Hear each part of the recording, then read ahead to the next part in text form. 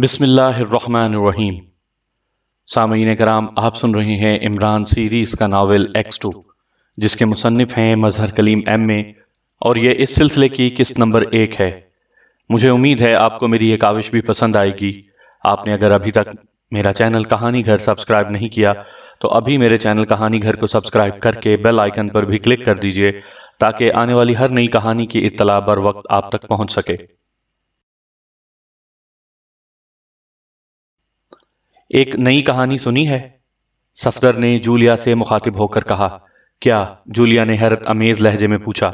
X2 Imran को secret service में शामिल होने पर जोर दे रहा है। सफदर ने इंकशाफ किया।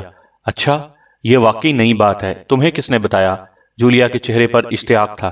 इमरान खुद बता रहा था, सफदर ने जवाब दिया। बकवास करता है। X2 को क्या जरूरत है उसकी मिन्नतें करने की, जबकि वो खुद उससे काम लेता है, जूलिया ने मुंह बनाते हुए कहा। हो सकता है X2 को कोई ख्याल आ गया हो, उस बिना पर उसने इमरान से कह दिया हो, सफदर ने कहा। नहीं, X2 कभी किसी की मिन्नत नहीं करता, वो सिर्फ हुक्म देने के लिए पैदा हुआ है, और हम जैसे लोग बमा इमरान के उसका हुक्म मानने के लिए हैं, जूलिया ने मरूब कुन लहजे में कहा। मगर इमरान भी X2 से कम नहीं। हमारी तो और बात है, मगर इमरान, मैं समझता हूं कि ये साहब X2 से भी 2 जूते आगे हैं। सफदर ने इमरान की हिमायत की। तुम ख्वामखा उसकी हिमायत करते हो, उसका और X2 का क्या मुकाबला? X2 हर हाल में उससे आगे है। इमरान को तो वो कठपुतली की तरह नचाता रहता है। जूलिया खुलम खुला X2 की हिमायत में डट गई। ये बहस जूलिया के फ्लैट में हो रही थी। काफी दिनों से कोई केस सीक्रेट सर्विस के पास नहीं आया था, इसलिए आजकल सब मेंबर्स ऐश कर रहे थे। इसलिए वक्त गुजारी के लिए सफदर जूलिया की तरफ चला आया था। ये ठीक है, मगर इमरान की सलाहियतों का तुम्हें और मुझे, हर किसी को अच्छी तरह अंदाजा है। वो माफूकुल फितरत जहन का मालिक है। सफदर भी शायद बहस बराए बहस के मूड में आ गया था। इससे पहले कि जूलिया कोई जवाब देती, कॉल बेल जोर जोर से बजने लगी। मैं देखता हूं, सफदर ने कहा, और फिर उठकर दरवाजे की तरफ बढ़ गया। उसने दरवाजा खोला तो बाहर कैप्टन शकील मौजूद था। हेलो शकील, आज कैसे अपने फ्लैट से बाहर निकल आए हो? सफदर के चेहरे पर मुसर्रतों का समंदर मौजूद था। आप भी यहीं हैं? बड़ी खुशी हुई। कैप्टन शकील की आंखें भी मुस्कुराने लगीं। फिर वो अंदर आ गया। हेलो जूलिया, क्या हो रहा है? कैप्टन शकील ने मुस्कुराते हुए जूलिया से कहा। बस सफदर से बहस हो रही थी। जूलिया ने भी जवाबन मुस्कुराते हुए कहा। अच्छा, वेरी गुड। किस मौजू पर बहस हो रही थी? कैप्टन शकील ने सोफे पर बैठते हुए कहा। इमरान और X2 के मौजू पर, सफदर ने हंसते हुए जवाब दिया। बहुत खूब, बड़ा दिलचस्प मौजू है, कैप्टन शकील ने दिलचस्पी लेते हुए कहा। फिर सफदर ने कैप्टन शकील को भी जेर बहस मौजू के मुतल्लिक साबका गुफ्तगू से आगाह किया। आपका क्या ख्याल है? जूलिया ने कैप्टन शकील से पूछा। वो शायद कैप्टन शकील को अपनी हिमायत में लेना चाहती थी। भाई, मेरा जहां तक ख्याल है, बस ऐसे अजीब सा है।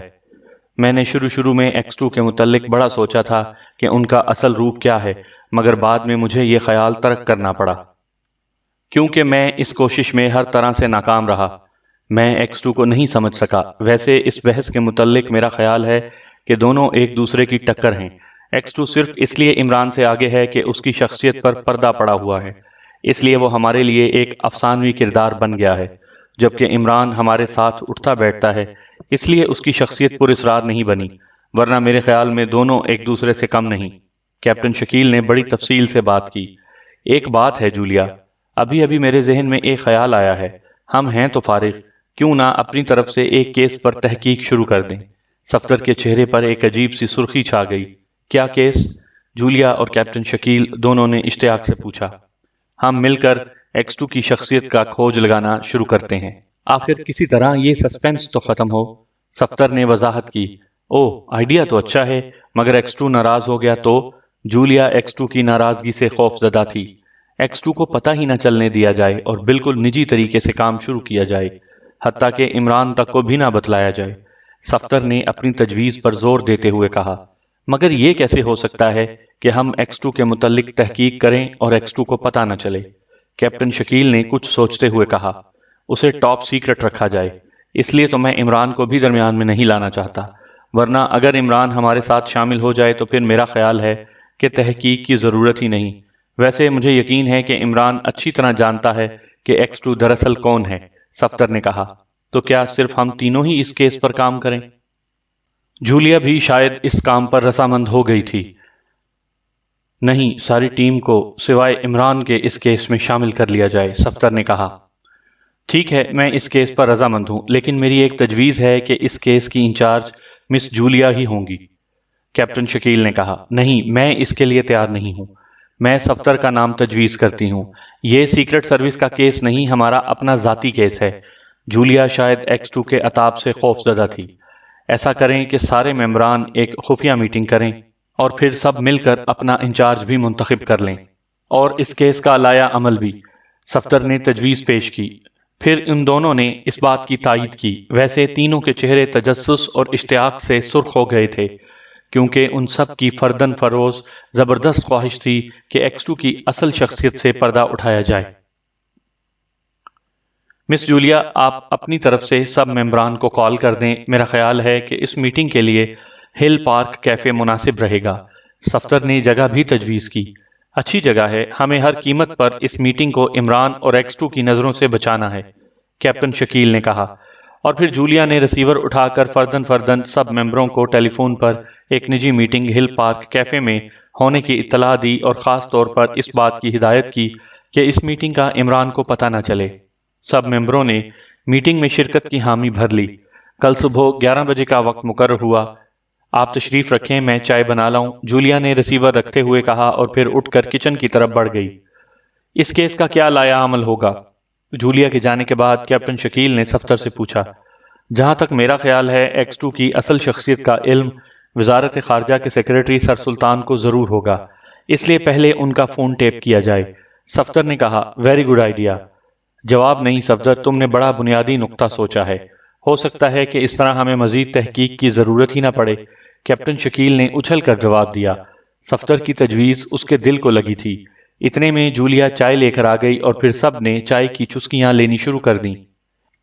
ایک بڑا ہال نما کمرہ تھا، جس میں ایک بڑی میز کے گرد اس وقت 4 آدمی بیٹھے گفتگو میں مصروف تھے۔ کمرے کا دروازہ بند تھا، اور کمرے سے باہر باوردی ملٹری پولیس بڑے چوکنے انداز میں پہرا دے رہی تھی۔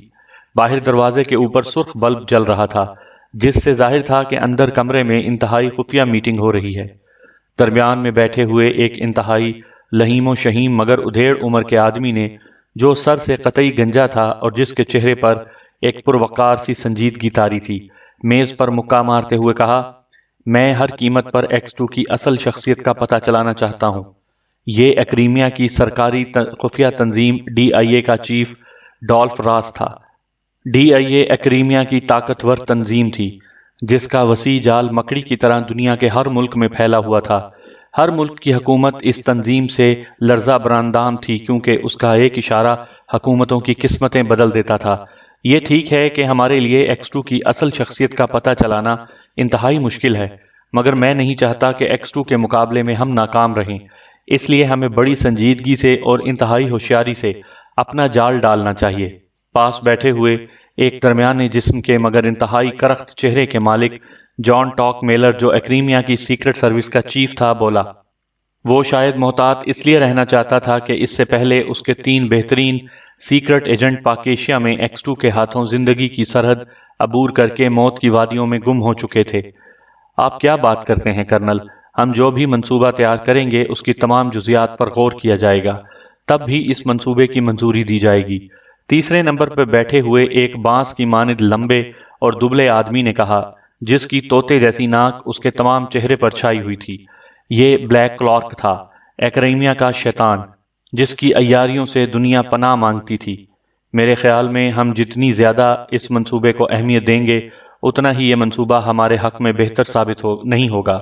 اس کیس کو سرے سے اہمیت ہی نہ دی جائے، بس کسی A1 سیکرٹ ایجنٹ اور بلیک کلارک کو وہاں بھیج دیا جائے، وہاں یہ اپنی مرضی سے موقع محل دیکھ کر کام کریں۔ مجھے امید ہے اس طرح یہ جلدی کامیاب ہو جائیں گے۔ چوتھے نمبر پر بیٹھے ہوئے ایک منحنی سے آدمی، جس کی آنکھوں میں فراست کی چمک جھلک رہی تھی، بولا، نہیں مسٹر رینکن، یہ کام اتنا آسان نہیں جتنا آپ سمجھ رہے ہیں، جان ٹاک میلر نے ناخوشگوار لہجے میں انٹیلیجنس کے چیف مسٹر رینکن سے کہا۔ تو میں اسے کب غیر اہم کہہ رہا ہوں؟ کیا بلیک کلارک اور A1 سیکرٹ ایجنٹ کسی غیر اہم کام کے لیے بھیجے جاتے ہیں؟ رینکن نے تلخ لہجے میں جواب دیا۔ ٹھیک ہے، ہمیں مسٹر رینکن کی تجویز پر تفصیلی بحث کر لینی چاہیے، ڈالف راس نے ان دونوں کی بحث ختم کرواتے ہوئے کہا۔ بحث کیا کرنی ہے، میں جانے کے لیے تیار ہوں۔ میرے ساتھ ایک ذہین سیکرٹ ایجنٹ بھیج دو، میں ایسا جال پھینکوں گا کہ X2 خود اپنی شخصیت کا اظہار کرنے کے لیے تیار ہو جائے گا۔ بلیک کلارک نے بڑے فخریہ لہجے میں ڈالف راس سے مخاطب ہو کر کہا، ٹھیک ہے مسٹر جان ٹاک میلر، آپ اپنے سیکشن کے ذہین ترین ایجنٹ کو اس مشن پر تعینات کر دیں۔ وہاں آپ لوگ میرے سیکشن کی مدد لے سکتے ہیں، میں آرڈر بھیج دوں گا، ڈالف راس نے فیصلہ کن لہجے میں کہا۔ اور جان ٹاک میلر جو خاموش بیٹھا اپنے سیکرٹ ایجنٹوں کا تصور ہی تصور میں انتخاب کر رہا تھا، اچانک چونک پڑا۔ ویری گڈ، نمبر 0A1 اس کام کے لیے بے حد مناسب رہے گا، اس نے مسرت آمیز لہجے میں کہا۔ 0A1 یعنی شارپ وائلی کے متعلق تم کہہ رہے ہو؟ سب نے چونک کر کہا۔ ہاں، وہ اور بلیک کلارک اگر مل کر کسی کیس پر کام شروع کر دیں تو اس کیس کی ناکامی کا سوال ہی پیدا نہیں ہو سکتا، جان ٹاک میلر نے فخریہ لہجے میں کہا۔ مگر وہ تو سیکرٹ مشن بینک پر گیا ہوا ہے، ڈالف راس نے سوچتے ہوئے کہا۔ مجھے آج ہی اس کا ٹیلی گرام ملا ہے کہ وہ اس مشن سے فارغ ہو گیا ہے، جان ٹاک میلر نے جواب دیا۔ پھر ٹھیک ہے، ہم شارپ وائلی اور بلیک کلارک کو یہ مشن سونپ دیتے ہیں، ڈالف راس نے فیصلہ کرتے ہوئے کہا۔ اور پھر سب نے اس فیصلے کی بھرپور انداز میں توثیق کر دی۔ چنانچہ فیصلہ ہوتے ہی رسمی کاغذی کارروائی مکمل کی گئی اور پھر سب نے اس پر دستخط کر کے میٹنگ ختم کر دی۔ بلیک کلارک، آپ کو X2 کی فائل بھیج دی جائے گی اور مسٹر جان ٹاک میلر آپ فوراً شارپ وائلی کو طلب کریں تاکہ وہ جلد از جلد اپنے اس نئے مشن پر روانہ ہو جائیں۔ ڈالف راس نے آخری احکام جاری کیے اور پھر میٹنگ برخاست کر دی گئی۔ گزشتہ کئی دنوں سے سیکرٹ سروس کے پاس کوئی کام نہیں تھا، اس لیے عمران کے شب و روز آج کل بیکار ہی میں گزر رہے تھے۔ زیادہ بوریت ہوتی تو وہ سپرنٹینڈنٹ فیاض کی گردن پر جا کر سوار ہو جاتا۔ سپر فیاض کی جان آج کل اس نے عذاب میں ڈال رکھی تھی اور فیاض بڑی سنجیدگی سے ڈپارٹمنٹ سے طویل رخصت لینے پر غور کر رہا تھا۔ عمران آج اپنے فلیٹ سے یہی سوچ کر نکلا تھا کہ آج سپر فیاض کو دفتر سے اٹھا کر کسی ہوٹل میں لے جائے گا، مگر اچانک ہی وہ سپر فیاض کے دفتر کی طرف جانے کے بجائے سر رحمان کے کمرے کی طرف چل پڑا۔ بس دماغی روتھی بہک گئی سو بہک گئی۔ عمران صاحب، کہیں گیدڑ کی موت اور شہر کا رخ والا حشر نہ ہو، وہ خود ہی اپنے آپ سے باتیں کرتا ہوا آگے بڑھتا چلا گیا۔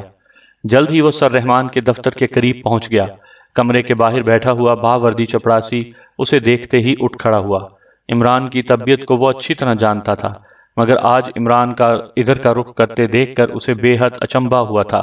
کیا میں صاحب کو آپ کی آمد کی اطلاع دے دوں؟ چپڑاسی نے مؤدبانہ لہجے میں پوچھا۔ میں خود مجسمے اطلاع ہوں، عمران نے بڑی سنجیدگی سے کہا اور پھر پردہ ہٹا کر کمرے میں داخل ہو گیا۔ سر رحمان آفس میں اکیلے بیٹھے کسی فائل کے مطالعے میں غرق تھے۔ ان کی میز کے قریب پہنچ کر عمران نے بڑی معصومیت سے پوچھا، کیا میں اندر آ سکتا ہوں جناب؟ اس کے چہرے پر حماقتیں چھما چھم برس رہی تھیں۔ سر رحمان اس کی آواز سن کر یوں چونکے جیسے ان کے پاؤں میں کسی بچھو نے ڈنک مار دیا ہو۔ وہ ایک لمحے تک بغور عمران کو دیکھتے رہے، جیسے سمجھ نہ سکے ہوں کہ عمران کی اس غیر متوقع آمد کو کیا معنی پہنائیں۔ پھر ان کے چہرے پر ناگواری کے تاثرات پھیلتے چلے گئے۔ گیٹ آؤٹ، یہ آفس ہے، بھنگڑ خانہ نہیں ہے، باقاعدہ اطلاع دے کر اندر آؤ۔ سر رحمان کا چنگیزی خون جوش میں آ گیا، اور ویسے بھی وہ دفتری رکھ رکھاؤ کے سلسلے میں انتہا پسند واقع ہوئے تھے۔ بھنگڑ خانہ کیا ہوتا ہے ڈیڈی؟ عمران نے ان کی بات ٹالتے ہوئے بڑی معصومیت سے سوال جڑ دیا۔ Shut up, get out. Sir Rahman کا پارا ایک دم انتہائی ڈگری پر پہنچ گیا۔ انہوں نے چپڑاسی کو بلانے کے لیے گھنٹی بھی بجا دی۔ ادھر عمران بھی آخر انہی کا بیٹا تھا، چنانچہ اس نے بڑے اطمینان سے کرسی گھسیٹی اور یوں اس پر بیٹھ گیا جیسے سر رحمان نے بڑی خوش دلی سے اس کا استقبال کیا ہو۔ گھنٹی کی آواز سنتے ہی چپڑاسی پردہ ہٹا کر اندر داخل ہوا۔ پھر اس سے پہلے کہ سر رحمان کچھ کہتے عمران بول پڑا، چائے لاؤ اور اس کے ساتھ کچھ کھانے کو بھی، میں نے پچھلے ہفتے سے ناشتہ نہیں کیا۔ اور چپڑاسی انہی قدموں سے واپس مڑ گیا۔ سر رحمان بے بسی سے ہونٹ کاٹ رہے تھے، کیونکہ چپڑاسی کے سامنے وہ کوئی ایسی بات نہیں کر سکتے تھے جس سے ان کا وقار گرتا، اور عمران سے کچھ بعید نہیں تھا کہ وہ کیا کہہ دیتا، لہٰذا صرف بے بسی سے ہونٹ کاٹنے میں ہی انہوں نے عافیت سمجھی۔ چند لمحوں تک خاموشی طاری رہی۔ عمران بغور سر رحمان کے چہرے کو دیکھ رہا تھا۔ سر رحمان کا چہرہ اب معمول پر آتا جا رہا تھا، شاید وہ غصہ ضبط کرنے میں کامیاب ہوتے جا رہے تھے۔ تم کس لیے یہاں آئے ہو؟ آخر انہوں نے ایک طویل سانس لیتے ہوئے عمران سے مخاطب ہو کر پوچھا۔ ان کا لہجہ کافی حد تک نرم تھا۔ ڈیڈی، آپ جانتے ہیں کہ اولاد کے حقوق آپ پر کتنے ہیں، مگر آپ کوئی بھی فرض پورا نہیں کر رہے۔ خدا کو کیا منہ دکھائیں گے؟ عمران نے رو دینے والے انداز میں کہا۔ اس کی اداکاری قطعی بے داغ تھی۔ کیوں، کیا ہوا؟ سر رحمان نے عمران کی اس اداکاری پر بوکھلاتے ہوئے پوچھا۔ عمران نے موضوع ہی ایسا چھیڑا تھا کہ سر رحمان کبھی تصور بھی نہیں کر سکتے تھے۔ ہونا کیا ہے، سوچئے تو۔ آپ کا لڑکا اور پھرے ننگا، آپ کا عمران اور پھرے ویران، آپ کا بیٹا اور ہو ہیٹا۔ عمران نے باقاعدہ نظم پڑھنی شروع کر دی۔ شٹ اپ، یہ کیا بکواس لگا رکھی ہے؟ سر رحمان کو اس قصیدے نما نظم پر غصہ آ گیا۔ ڈیڈی، یہ بکواس نہیں، میری زندگی کی اٹل حقیقت ہے۔ پچھلے ہفتے سے میں نے ناشتہ نہیں کیا، پچھلے 3 دن سے دوپہر کا کھانا بھی گول ہو چکا ہے، اور کل سے رات کا کھانا بھی بند کر دیا گیا ہے۔ شراب کبھی خواب میں بھی نہیں پی، صرف چیونگم کا شوق تھا، وہ بھی اب بند کر دی ہے، کیونکہ اس میں بھی ملاوٹ شروع ہو چکی ہے۔ ایک جوڑا کپڑوں کا رہ گیا ہے جو اس وقت پہنے ہوئے ہوں۔ فیاض فلیٹ کا کرایہ لینے کے لیے سود خور پٹھان کی طرح 2 بار میری گردن پکڑ چکا ہے۔ سلیمان نے پچھلے سال سے تنخواہ نہ ملنے پر بھوک ہڑتال کر رکھی ہے۔ تنگ آ کر میں نے فلیٹ کی تالہ بندی کر دی ہے۔ اب وہ مزدور یونین کے پاس میرے خلاف ریزولوشن پاس کروانے کے لیے جا رہا ہے۔ اب بتلائیے کہ میں کیا کروں؟ آپ نے کبھی سوچا ہے کہ آپ کا بیٹا عمران کس حال میں ہے؟ کبھی 100-200 روپے نہیں دیے تاکہ کم از کم میں 1-2 فلمیں ہی دیکھ کر وقت گزار سکوں؟ اس سے تو اچھا ہوتا کہ میں کسی مزدور کا بیٹا ہوتا۔ اب لوگ میرا مذاق اڑاتے ہیں کہ انٹیلیجنس کے چیف کا بیٹا اور پھرے ننگا۔ عمران کی آنکھوں سے باقاعدہ آنسو بہنے لگے اور آواز بھیک مانگنے والی ہو گئی۔ سامعین کرام، آپ یہ کہانی میرے چینل کہانی گھر پر سن رہے ہیں۔ آپ نے اگر ابھی تک میرا چینل سبسکرائب نہیں کیا تو ابھی میرے چینل کو سبسکرائب کر کے بیل آئیکن پر کلک کر دیجئے تاکہ آنے والی ہر نئی کہانی کی اطلاع بر وقت آپ تک پہنچ سکے۔ سر رحمان ششدر بیٹھے تھے۔ وہ فیصلہ نہیں کر پا رہے تھے کہ یہ حقیقت ہے یا عمران نے انہیں تنگ کرنے کے لیے کوئی نیا طریقہ سوچا ہے۔ اور پھر چپڑاسی چائے کی ٹرے اٹھائے اندر داخل ہوا۔ یہ کیا بکواس ہے؟ بند کرو یہ آہوزاری۔ کیا تم مجھے کوٹھی پر نہیں مل سکتے تھے جو یہاں رونے بیٹھے ہو؟ سر رحمان کو چپڑاسی کے سامنے عمران کا یہ رونا قطعی پسند نہیں آیا، مگر عمران تو آنسوؤں کے ساتھ ساتھ اب باقاعدہ ہچکیاں لینے پر اتر آیا تھا، اور سر رحمان سچ پٹا گئے۔ ان کی سمجھ میں نہیں آ رہا تھا کہ وہ کیا کریں۔ تم جاؤ، آخر انہوں نے چپڑاسی کو دھاڑتے ہوئے کہا، جو بڑی حیرت سے عمران کو یوں زاروں قطار روتا دیکھ رہا تھا۔ چپڑاسی بڑی تیزی سے کمرے سے باہر نکلتا چلا گیا۔ اپنے آنسو پونچھو بے وقوف، یہ کیا عورتوں کی طرح ٹسوے بہانے لگے ہوئے ہو؟ سر رحمان کا لہجہ الجھن لیے ہوئے تھا۔ عمران نے تیزی سے رومال سے آنسو پونچھنے شروع کر دیے۔ چائے بناؤ، سر رحمان نے نرم لہجے میں کہا۔ وہ شاید عمران کی اداکاری سے شدید متاثر ہو گئے تھے۔ کچھ بھی ہو، وہ بہرحال باپ تھے اور عمران ان کا اکلوتا بیٹا تھا، ان کی امیدوں کا واحد سہارا۔ عمران نے چائے کی 2 پیالیاں تیار کیں اور ایک پیالی بڑے ادب سے سر رحمان کے سامنے رکھی اور دوسری پیالی اپنے سامنے رکھ لی، اور پھر اس نے چائے کی چسکی لی اور ساتھ پڑے ہوئے کیک پیس پر ہاتھ صاف کرنا شروع کر دیا۔ تمہیں کیا تکلیف ہے؟ سر رحمان نے کچھ سوچتے ہوئے بڑے نرم لہجے میں عمران سے پوچھا۔ کوئی ایک تکلیف ہو تو بتاؤں۔ زبان کو بواسیر ہے، دماغ کو سرسام ہو گیا ہے، جسم پر عشا تاری ہے، گرمی میں سردی لگتی ہے، سردیوں میں گرمی، پسینہ کم بہاتا ہوں، خون زیادہ، ضعف بصر کا مریض ہو گیا ہوں۔ آپ کی شکل مجھے فیاض جیسی نظر آ رہی ہے اور فیاض کی شکل سلیمان جیسی۔ عمران نے بڑی سنجیدگی سے بکواس شروع کر دی۔ سر رحمان کا چہرہ غصے سے سرخ ہوتا چلا گیا۔ وہ سمجھ گئے تھے کہ عمران نے اب تک اداکاری کی ہے۔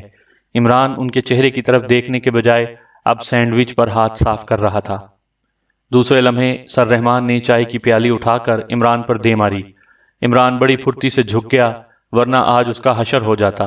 گیٹ آؤٹ یو بلڈی فول، خبردار اگر آئندہ میرے آفس میں قدم رکھا تو۔ سر رحمان غصے سے کانپ رہے تھے۔ شکریہ ڈیڈی، بس میں نے ناشتہ کرنا تھا سو کر لیا۔ اچھا ٹاٹا، عمران نے مسکراتے ہوئے کہا اور پھر تیر کی طرح دروازے سے باہر نکلتا چلا گیا۔ وہ سر رحمان کی حالت سمجھتا تھا۔ دراصل کافی دن ہو گئے تھے فیاض کے پاس ناشتہ کرتے ہوئے، اور فیاض نے کل رات سے الٹیمیٹم دے دیا تھا کہ آئندہ وہ کسی قیمت پر اسے ناشتہ نہیں کروائے گا۔ اس لیے آج اس نے سر رحمان کے پاس ناشتہ کرنے کا پروگرام بنا لیا تھا۔ سر رحمان کے کمرے سے باہر نکل کر وہ تیز تیز قدم اٹھاتا ہوا فیاض کے دفتر کی طرف چل پڑا۔ فیاض اپنے دفتر میں ہی بیٹھا ہوا مل گیا۔ ویسے عمران نے پہلی نظر میں ہی بھانپ لیا تھا کہ اس کے چہرے پر شدید الجھن اور قدرے بے چینی کے آثار نمایاں ہیں۔ عمران کو دیکھ کر وہ چونک پڑا۔ تم رو کیوں رہے تھے؟ اس نے عمران کے بیٹھتے ہی سوال جڑ دیا۔ کب کی بات کر رہے ہو سپر؟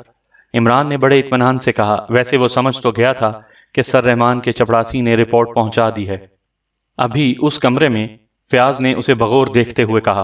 او ڈیڈی کی بات کر رہے ہو؟ بس کچھ نہ پوچھو سپر، اپنے حالات کا رونا رو رہا تھا ڈیڈی کے سامنے تاکہ کچھ رقم وغیرہ مل جائے۔ عمران نے بڑے غم زدہ لہجے میں کہا۔ اس سے پہلے کہ فیاض کوئی جواب دیتا ٹیلی فون کی گھنٹی بج اٹھی۔ فیاض نے رسیور اٹھا لیا۔ یس باس، فیاض بول رہا ہوں۔ فیاض کا لہجہ بے حد مودبانہ تھا۔ عمران سمجھ گیا کہ سر رحمان کا فون ہے۔ وہ زیر لب مسکرا رہا تھا۔ جی جی باس، مگر میں اسے کیسے کہہ سکتا ہوں؟ فیاض کے چہرے پر سر رحمان کی بات سن کر ہوائیاں اڑنے لگیں۔ بہتر جناب، میں کوشش کرتا ہوں، فیاض نے بھیک مانگنے والے لہجے میں کہا، اور پھر اس نے رسیور رکھ دیا۔ رسیور رکھ کر اس نے بے خیالی میں رومال سے پسینہ صاف کیا۔ صاف ظاہر تھا کہ وہ کسی گہری سوچ میں پھنس گیا تھا۔ کیا بات ہے فیاض؟ ڈیڈی کیا کہہ رہے تھے؟ عمران نے بڑی دلچسپی سے پوچھا۔ تم اپنے ساتھ دوسروں کا بھی بیڑا غرق کر دیتے ہو، فیاض نے تلخ لہجے میں جواب دیا۔ کیوں، کیا ہوا؟ عمران نے مسکراتے ہوئے پوچھا۔ تمہارے ڈیڈی نے حکم دیا ہے کہ شام سے پہلے پہلے عمران سے فلیٹ خالی کروا لو۔ تم نے انہیں بتا دیا ہے کہ وہ فلیٹ میرا ہے؟ فیاض نے پھینکی ہنسی ہنستے ہوئے کہا۔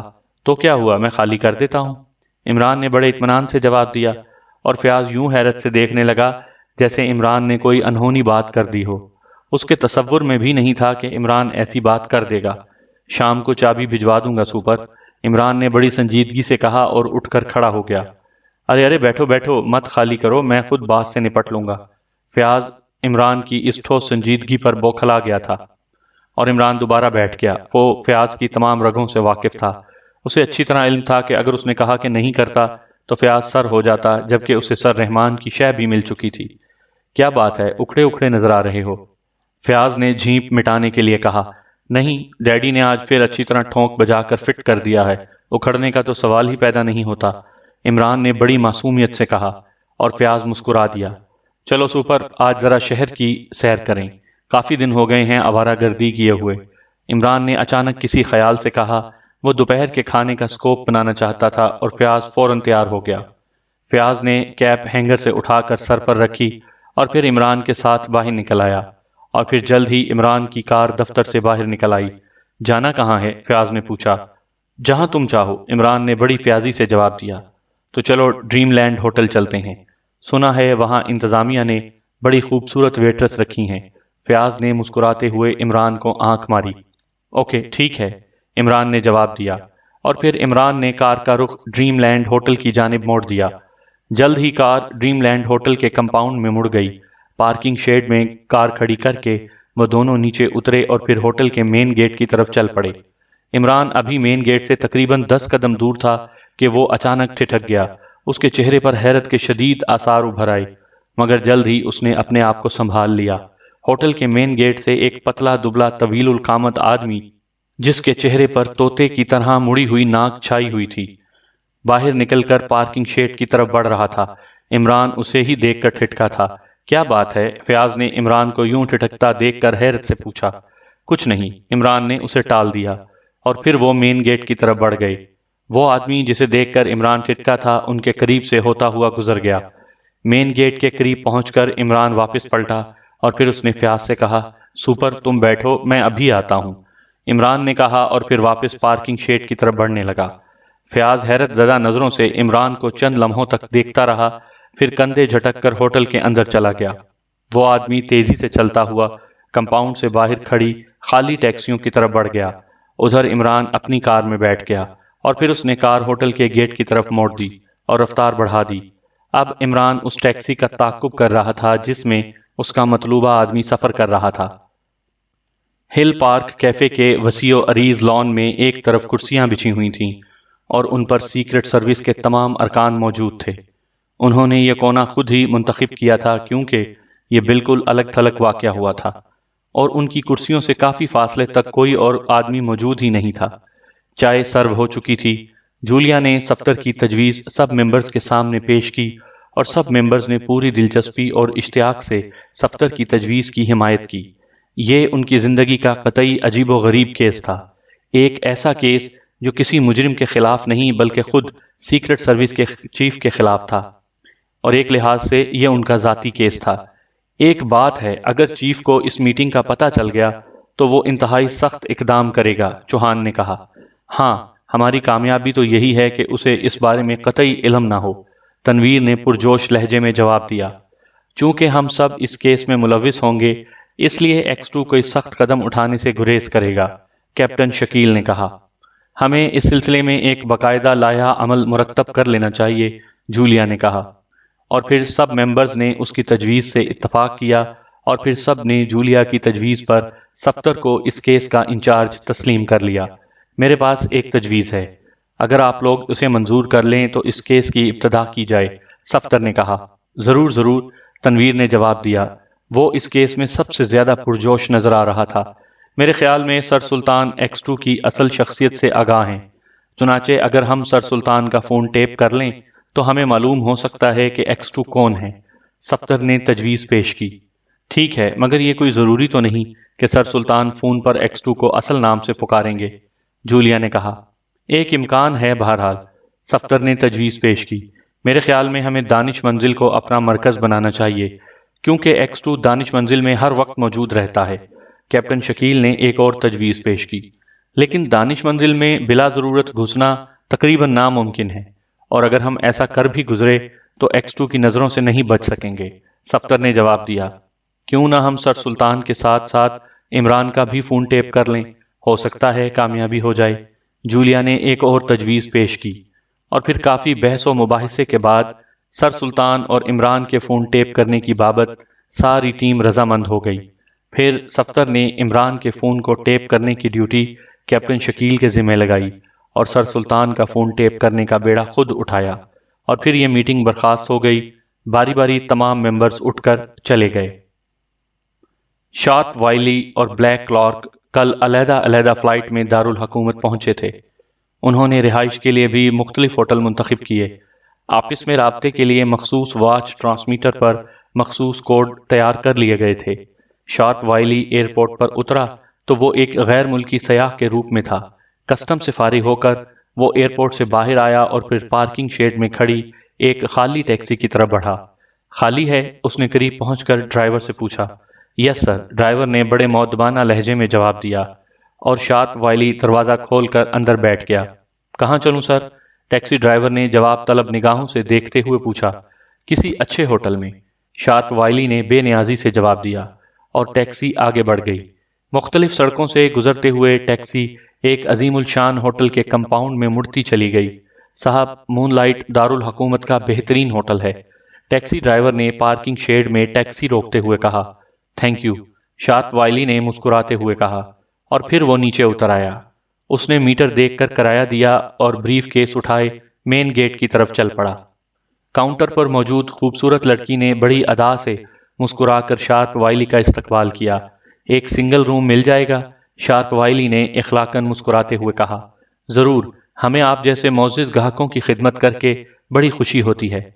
کاؤنٹر گرل کے الفاظ کاروباری تھے، اور پھر اس نے کی بورڈ پر نظر جماتے ہوئے کہا، دوسری منزل روم نمبر 16 خالی ہے، بہترین سچویشن کا روم ہے جناب، کاؤنٹر گرل نے کہا۔ ٹھیک ہے، بک کر دو، شارپ وائلی نے کہا۔ پھر رجسٹر پر ضروری اندراجات کرنے کے بعد ایک پورٹر کی رہنمائی میں وہ دوسری منزل کے کمرہ نمبر 16 میں پہنچ گیا۔ ہوٹل میں اس نے اپنا نام شارپ وائلی ہی لکھوایا تھا، کیونکہ اس کا پاسپورٹ بھی اس کے اصلی نام پر تھا۔ پورٹر کے باہر جاتے ہی اس نے دروازہ بند کر کے سب سے پہلے بڑی محتاط نظروں سے کمرے کا جائزہ لیا۔ پھر اس نے بریف کیس کھولا اور اس کی ایک خفیہ طے سے اس نے گائیکر نکالا، اور پھر اس نے گائیکر کی مدد سے کمرے اور باتھ روم کی ایک ایک چیز کو چیک کیا۔ اس کی اب تک کی کامیابی کا راز بھی یہی رہا ہے کہ وہ ہر قدم پر محتاط رہتا ہے۔